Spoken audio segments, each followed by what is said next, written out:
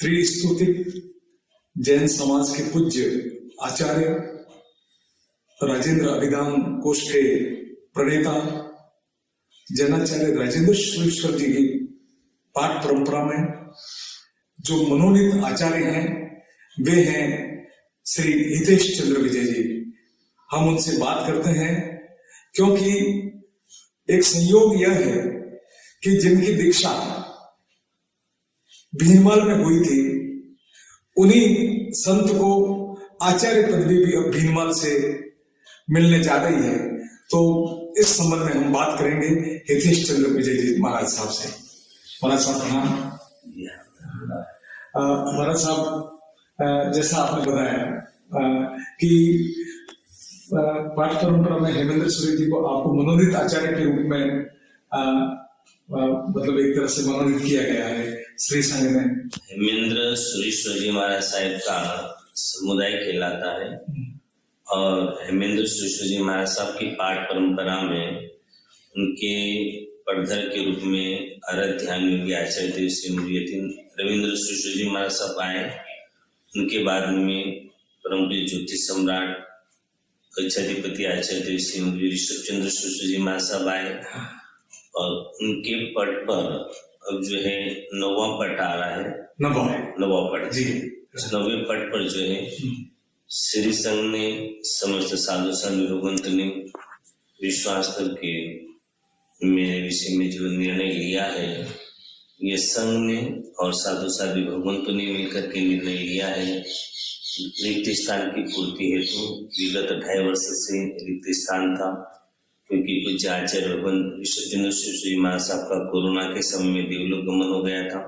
उनके देवलोक गमन के बाद में रिक्त स्थान था और रिक्त स्थान की पूर्ति हेतु विशेष करके पहल करी जैन सकल से संघ भीनमाल ने और पहल करके उत्तराधिकारी के रूप में निर्णय लेने का 19 तारीख को जो है पूर्व में मीटिंग हुई थी जिसमें 54 श्री संघों ने मिलकर के सर्वानुमति से निर्णय लिया और इस 9वें पट पर जो है गादी पर आधीन करने का सर्वानुमति से निर्णय लिया गया है। अब श्री संघ और साधु साध्वी की भावनाओं को ध्यान में रखते हुए जो जवाबदारी के योग्य समझा है और उस गुरुदेव से प्रार्थना है कि उन्होंने जिस प्रकार से विश्वास किया है और विश्वास करके मुझे इस स्थान के लिए योग्य समझा है, मेरा पूरा प्रयत्न रहेगा कि उस पद पर रह करके मैं अपनी गुरुगज की गादी और गरिमा को दीपायमान कर सकूं। ये पूरा प्रयत्न मेरा रहेगा।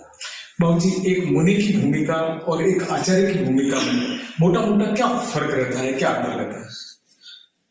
चारित्रिक जीवन के अंदर क्रिया आदि में तो कोई अंतर नहीं रहता है, परंतु जवाबदारी की दृष्टि से जैसे एक परिवार होता है तो परिवार में रहने वाले जो सदस्य होते तो परिवार का एक बड़ा व्यक्ति होता है, उसके ऊपर संपूर्ण जवाबदारी होती है और संपूर्ण जवाबदारी होने पर उसे किसी भी प्रकार के कार्य करना है तो बहुत सोच समझ करके विचार करके करना होते हैं। छोटे सदस्य किसी भी प्रकार की गलतियां त्रुटियां कर भी देते हैं, परंतु बड़े को बहुत सोच समझ करके संभल करके चलना पड़ता है। उसी प्रकार से मुनि अवस्था में और आचार्य में क्रिया आदि में कोई भेद नहीं है, सब यथावत रहती है, परंतु आचार्य पद पर आरोप होने के बाद में साधु साध्वी श्रावक श्राविका चतुर्विध श्री संघ का संचालन करना होता है और 4 बात हमारे यहाँ पर आती है, साइणा वायणा चोयणा और परिचोयणा। यानी कि जो भी गुरु मुनि भगवंत आदि होते हैं किसी भी प्रकार की त्रुटि करते थे तो उनको समझाना, एक बार समझाए नहीं समझे तो दूसरी बार फिर समझाना, उसके बाद फिर नहीं समझे तो फिर आगे से उन्हें प्रेरणा देना, फिर चौथी बार बार पहल करके उनको समझना, कैसे भी करके वो आत्मा अपने संयम मार्ग से भटके नहीं, उसी संयम मार्ग पर दृढ़ बना करके रखना और किसी भी प्रकार के आपस के मन मुटाव की कोई स्थिति बनी हुई हो उन सभी को दूर करना। उसके बाद में संघ के अंदर एकता प्रेमता बनी हुई रहे, साधु साध में भी एकता और प्रेमता बनी हुई रहे, इस संपूर्ण संगठन को बना करके चलना यह जवाबदारी आचार्य की होती है। बाबू जी, आपकी दीक्षा भी भीनमाल में हुई थी जी? कितने वर्ष पूर्व हुई थी? दीक्षा 37 वर्ष पूर्व 4 मई 1987 को। 37 वर्ष। हाँ। 4 में 1987 को बैसाख सुदी छठ के दिन इसी विमान में शंकेश्वर पाषाण मंदिर रानीवाड़ा रोड पर उसकी प्रतिष्ठा और मेरी दीक्षा उस समय हुई थी। आचार्य महाराज उस समय कौन थे आपको दीक्षा दीक्षा प्रदाता आचार्य भगवान गच्छाधिपति हेमेंद्र श्री जी महाराज साहब थे और मेरे उपकारी गुरु के रूप में पूज्य गुरुदेव श्री जयप्रभु जी महाराज साहब थे। बाबू जी, ये जो राजेंद्र सूर्य जी की पाठ परंपरा में जो त्रिस्तुति जैन समाज का चलता आ रहा है, बीच में मतलब कई प्रकार के उतार चढ़ावों से भी त्रिस्तुति जैन संघ गुजरा होगा। इस संबंध में आपका पूरा क्या आकलन है? मतलब त्रिस्तुति संघ और जो दूसरे चतुर्वेद संघ भी हैं, तो उसमें त्रिस्तुति की भूमिका को आप मतलब कैसे उसको रेखांकित करते हैं? जो जैसे हमारे यहाँ पर विद्याचंद्र श्री जी महाराज साहब तक तो एक ही आचार्य की मान्यता रही और विद्याचंद्र श्री जी महाराज साहब के बाद में हमारे यहाँ 2 आचार्य हुए, एक हेमेंद्र श्री जी महाराज साहब और एक जयसेन श्री जी महाराज साहब। ये 2 आचार्य वहां से हुए। उसके बाद में वर्तमान में दोनों की परंपराएं चल रही है। जहां तक मैं सोचता हूँ सिर्फ विचारधाराओं का ही भेद लगता है, क्योंकि क्रियाओं में हमारा कोई भेद नहीं है, आचार संहिता में हमारा भेद नहीं है, सिर्फ व्यक्तिगत विचारधाराओं में भेद है, बाकी कोई मोटी बात नहीं है और बड़ी बात नहीं है। और जहां तक मेरी व्यक्तिगत सोच है उस आधार पर यदि देखा जाए तो इन चीजों को दूर करना कोई बड़ी बात भी नहीं है।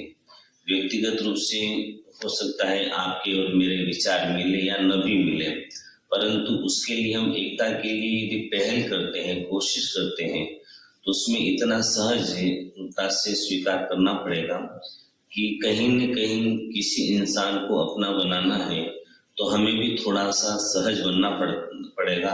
और यदि अपन सहज बन जाएंगे तो निश्चित रूप से एकता और समन्वयता की स्थिति बन सकती है। बाकी विशेष करके कोई बिखराव नहीं। आज पहले एक समय था जब आपस में काफी मनमुटाव के कारण काफी दूरियां थी। आज हमारे बीच में एक दूसरे से बोलचाल, मिलना जुलना, आपस में एक दूसरे के कार्यक्रम में आना जाना, ये जो है धीरे धीरे प्रारंभ हो चुका है। और जब भी मिलते हैं आपस में हमारी आहारचर्या आदि विचारधारा जिनके जिनके साथ में विशेष आत्मीयता, उनके साथ में विशेष लगावता के साथ में जुड़ी हुई है। और जो पूर्व में स्थिति थी आज वो स्थिति नहीं है। उसमें और आज में तो रात दिन का अंतर है, बहुत कुछ परिवर्तन है। और मैं तो गुरुदेव से यही प्रार्थना करता हूँ कि जो होना था सो हो गया, पर अब जो है आगे की आने वाली पीढ़ियों का भविष्य कहीं खराब न हो, इसलिए गुरुदेव सभी को इस प्रकार की सद्बुद्धि दे कि हमारी ये समाज अधिक बिखरे नहीं, टूटे नहीं। जितने भी मोती बिखर गए वो पुनः संग्रहित होकर के एक माला जाकर के तैयार हो जाए, ऐसी मैं भी हृदय से प्रार्थना करता हूँ। तो बाबू जी, पूर्व में जो ये स्थितियां आई, जैसा अभी आपने बोला, तो ये स्थितियां आने का क्या कारण रहे होंगे? मूल कोई कारण नहीं रहा। सिर्फ जहाँ तक मैंने अनुभव किया है, सोचता हूँ सिर्फ हमारा जीवन का कहीं न कहीं व्यक्तिगत कहीं अभिमान कह सकते हैं या व्यक्तिगत अपनी विचारधारा के हिसाब से रहा है। मैंने सोचा कि मेरा अपना ही होना चाहिए, आपने सोचा मेरा अपना ही होना चाहिए। उस समय में थोड़ी गंभीरता से भी जो है विचारधारा मिल जाती तो शायद ये स्थिति नहीं बनती, परंतु अपनी विचारधाराओं में उस समय में थोड़ा सा विचारधारा मिल नहीं पा रही थी अपनी अपनी विचारधारा के आधार पर होने के कारण। और उसमें समाज भी यदि थोड़ी पहल करती उस समय में तो शायद एकता की संभावना हो सकती थी। उस समय में संघ भी, क्योंकि अब जो है आज के समय में पहले विद्याचंद्र श्री जी महाराज साहब तक तो जो है संपूर्ण संघ के रूप में था, उसके बाद में अब जो है सब भक्त वर्ग के रूप में बढ़ गए। तो भक्त वर्ग के रूप में बढ़ने के कारण अपनी अपनी मान्यता के हिसाब से अलग अलग मार्ग चलते आ रहे हैं।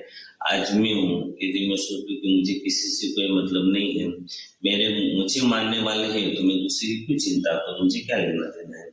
बस अपनी अपनी मान्यता और अपने अपने पीछे भक्त वर्ग तैयार होते चले गए, वैसे वैसे मन मुटाव बढ़ते गए। इस कारण से हुआ, बाकी कहीं ऐसी स्थिति नहीं लगती है।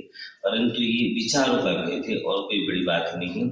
और विचारों का भेद तो चलता ही रहता है। और विचारों का भेद जो चलता है तो आप इसको तो कहीं पर भी समन्वयता के साथ बैठे तो एक दूसरे से आपस में समझने की कोशिश करें तो विचारों का भेद तो समाप्त होने में देर नहीं लगती है। मन का भेद होता है, उसे समाप्त करने में समय लगता है, विचारों के भेद को समाप्त करने में समय नहीं लगता है।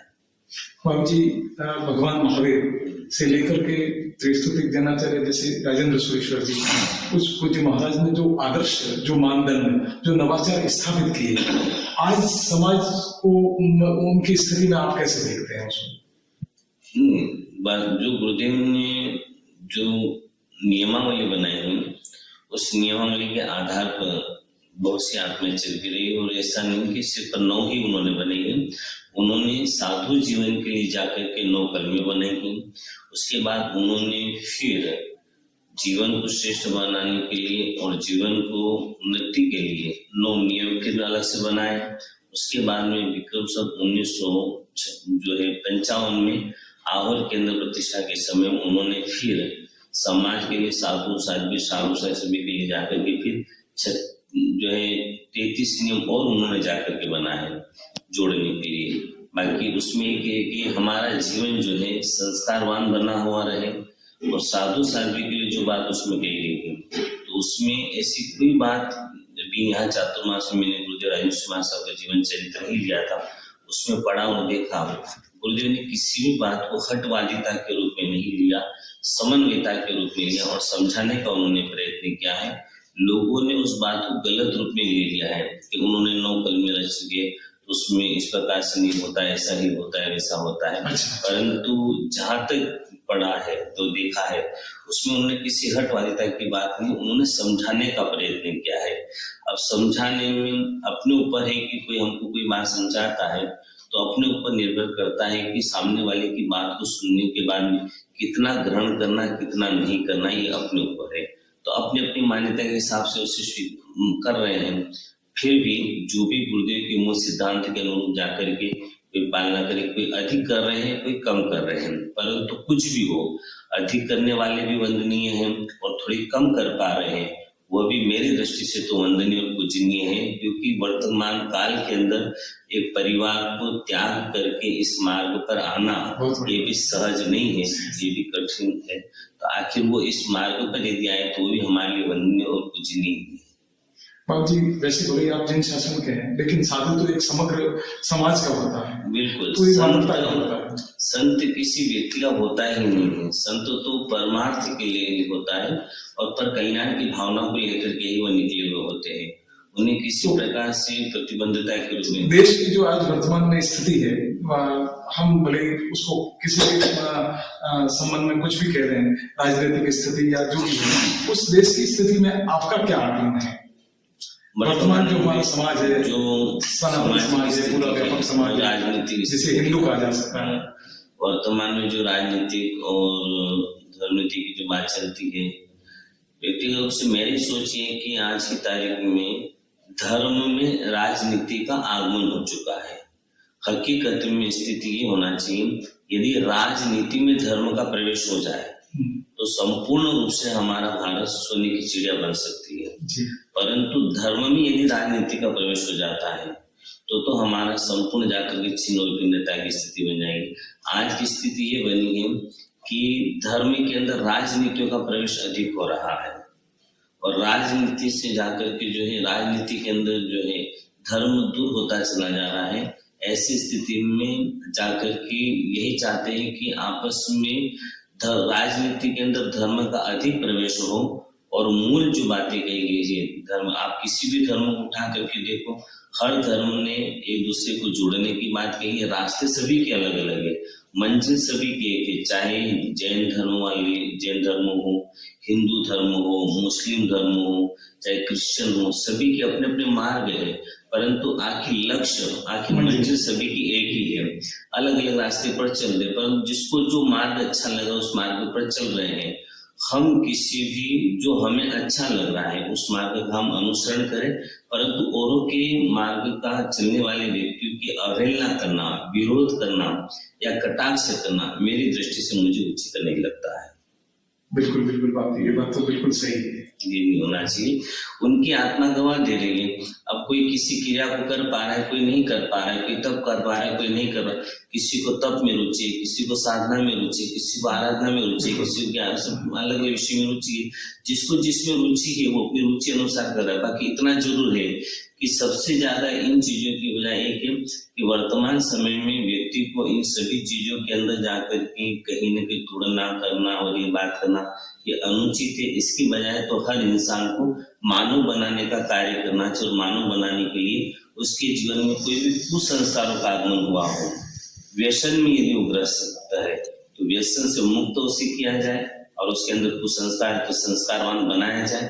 यही यदि होगा तो शायद अति उत्तम रहेगा। ताकि विरोधाभास की दृष्टि से आज मैं किसी का विरोध करूंगा तो निश्चित रूप से मेरे भी धर्म का विरोध होना ही होना है। और मैं यदि किसी का सम्मान नहीं कर सकता हूँ तो मुझे किसी का विरोध करने का अधिकार भी नहीं है। बाबू जी, आप अपने पूरे दीक्षा जीवन में हमें जैसी जानकारी भी है कि आप व्यापक सोच वाले रहे और मतलब संकीर्णता से ऊपर उठ करके आपने तो भागवत कथाएं भी की और शिव पुराण आदि भी कथाएं की। तो बाबू जी, इसको ये आपका कैसे संभव हो गया, जबकि जैन शासन में तो कई तरह के कुछ ऐसे प्रतिबंध होते हैं? नहीं, ऐसा कुछ नहीं। जहाँ अच्छा हो, एक बार जीवन में याद रखें, कहीं पर भी हम जाए परंतु जहाँ अच्छा हो उसे आप ग्रहण कर लो, बुरा है उसे जाकर के छोड़ दो। जीवन के अंदर जितना जहाँ से अच्छा मिलता है हर एक इंसान के पास में जाओ। हर इंसान के पास में 99 अवगुण हो सकते परंतु एक गुण जरूर होगा।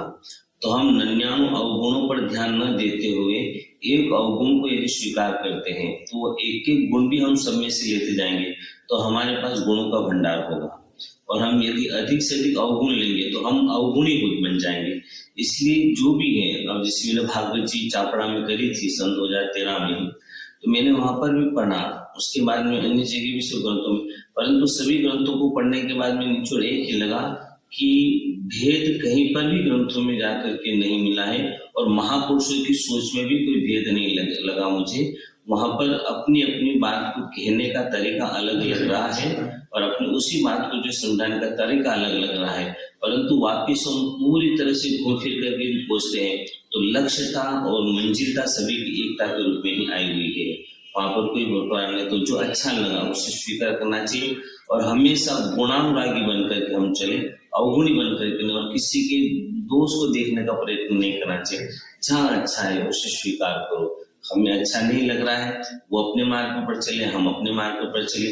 हमें क्या अधिकार है कि हम किसी की बुराई करें? ये तो हमारे पास अधिकार है ही, तो रोकना भी चाहिए। बाबू जी, आपकी आचार्य पदवी की जो ये समारोह 25 जनवरी को होने का, 25 जनवरी, उसको लेकर के क्या कोई विशेष तैयारियां होती हैं या? ये जवाबदारी संघ की है और संघ अपने दायित्व का निर्वाह करता है। बाकी जो भी जवाबदारी नहीं होती, बाकी हमको तो हमारी क्रिया आदि जो होती वही करना होती है।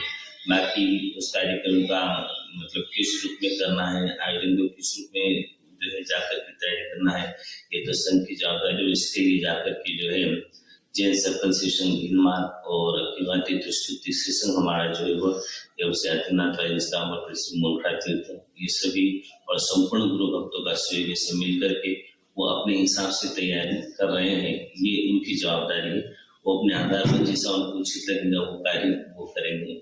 बाकी हमारा तो विधि विधान से संबंधित थी और हमारे क्रियाओं से संबंधित ही हमारी जवाबदारी रहती है। धन्यवाद बाबू जी।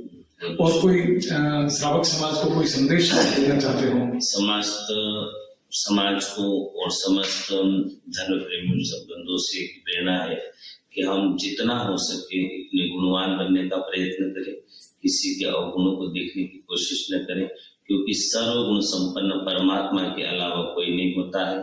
इसलिए हम मानव जो है मानव तो मात्र भूल का पात्र होता है, गलतियां हो जाया करती है, परंतु हम किसी के प्रति भी दुर्भाव न रखते हुए, पिता एक होता है परंतु काका चार हो सकते हैं। तो जब हम पिता एक और काका चार है तो हम किसी भी प्रकार से यदि हमारे पिता का कोई अपमान करता है तो दर्द होता है, परंतु हमें भी जब दर्द तब होगा जब हमारे पिता का अपमान होगा, परंतु हम किसी का अपमान करेंगे तो हमारे पिता का अपमान होगा। और यदि हम सभी का सम्मान करेंगे तो हमारा भी सम्मान होगा। और मेरा सभी से यही है कि किसी का विरोध मत करो, कसाय, राग, द्वेष, कपट आदि की भावना मत रखो। प्रेमता के साथ में एक दूसरे के साथ में मिलजुल करके चलो, और जहाँ विचार नहीं मिलते हैं वो अपने रास्ते पर, आप अपने रास्ते पर चलो, परंतु मन से, वचन से और काया से किसी के प्रति भी दुर्भाव और गलत भावना लेकर के मत चलो। धन्यवाद। बहुत बहुत शुभकामनाएं। तो ये थे त्रिस्तुतिक जैन समाज के मनोनीत आचार्य हितेश चंद्र विजय जी महाराज, जिनका आचार्य पदवी का समारोह ऐतिहासिक नगर भीनमाल में आगामी 25 जनवरी को होने जा रहा है।